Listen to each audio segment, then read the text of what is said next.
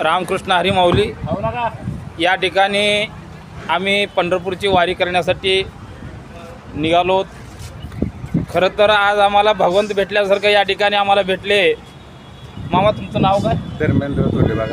धर्मेंद्र धोंडीबा घाडगे। अगदी यांनी मनापासून आम्हाला जाताना उभा केले आणि माऊली या जेवण वगैरे करा, फराळ वगैरे करा म्हणल्यानंतर आम्ही फराळ केलो।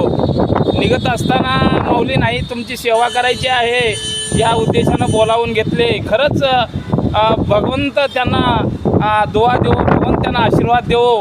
आणि त्याचबरोबर या ठिकाणी आमचे माजी उपसरपंच श्री शामराव सुरवसे आणि तसेच माझे मित्र विद्यमान सहकारी सोसायटीचे चेअरमन व माजी सरपंच राजेंद्र पाटील व तसेच सदनशील शेतकरी शत्रुघ्न चव्हाण आणि आमचे उपसरपंच माजी उपसरपंच संजय भैया या ठिकाणी आहेत।